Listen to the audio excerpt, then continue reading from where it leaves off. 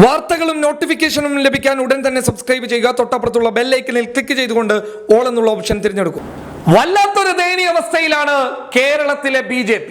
കാരണം ചിലയിടങ്ങളിൽ BJP ഓഫീസിന് പൂട്ടിടുന്നു എന്നുള്ളതാണ് ലഭിക്കുന്ന റിപ്പോർട്ടുകളെ അടിസ്ഥാനപ്പെടുത്തിയിട്ട് പറയാനുള്ളത്. അതായത് പാർട്ടി ഓഫീസുകളൊക്കെ ഇനി പൂട്ടിക്കിടക്കും. പ്രവർത്തിക്കാൻ പഴയതുപോലെ യുവാക്കളെയും പ്രവർത്തകരെയും കിട്ടി എന്ന് വരില്ല. അതിന്റെ കാരണം എന്താണ് എന്ന് ചോദിച്ചു കഴിഞ്ഞാൽ, കഴിഞ്ഞ ദിവസം വയനാട്ടിൽ നിന്നും മാത്രമായി 300ഓളം വരുന്ന BJPയുടെ പ്രവർത്തകരാണ് രാജിവെച്ചതെന്ന് മാധ്യമങ്ങളുടെ റിപ്പോർട്ടുകളെ അടിസ്ഥാനപ്പെടുത്തിയിട്ട് പറയാൻ വേണ്ടി സാധിക്കും. അതായത് 300ഓളം പ്രവർത്തകർ കഴിഞ്ഞ ദിവസം മാത്രം രാജിവെച്ചിട്ടുണ്ട് എങ്കിൽ എന്തായിരിക്കും വയനാട്ടിലെ BJPയുടെ അവസ്ഥ? ഇപ്പോൾ ഈ മണിക്കൂറിൽ പുറത്തു വരുന്നു, ഹിന്ദു ഐക്യവേദിയുടെ ജില്ലാ ജനറൽ സെക്രട്ടറി, സേവാഭാരതിയുടെ ജില്ലാ ജനറൽ സെക്രട്ടറി രാജിവെച്ചു എന്ന്.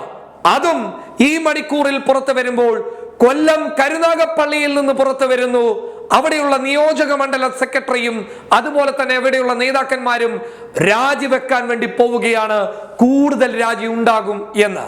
എന്താണ് കാരണമെന്ന് ചോദിച്ചു കഴിഞ്ഞാൽ, BJP നേതാക്കൾക്ക് ലഭിക്കുന്ന ഈ ബ്ലാക്ക് മണിയുടെ, കള്ളപ്പണത്തിന്റെ ഞെട്ടിപ്പിക്കുന്ന വിവരങ്ങൾ സാധാരണക്കാരായിട്ടുള്ള പ്രവർത്തകർ തിരിച്ചറിഞ്ഞു.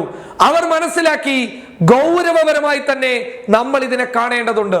നമ്മൾ അടികൊള്ളാനും പോസ്റ്റർ ഒട്ടിക്കാനും നേതാക്കന്മാർ പറയുന്നത് അതേപടി അനുസരിച്ച് പോലീസുകാരുടെ ലാത്തിക്ക് ഇരയാകാനുമല്ലാതെ നമ്മുടെ പോക്കറ്റിലോട്ട് ഒന്നും വരുന്നില്ല.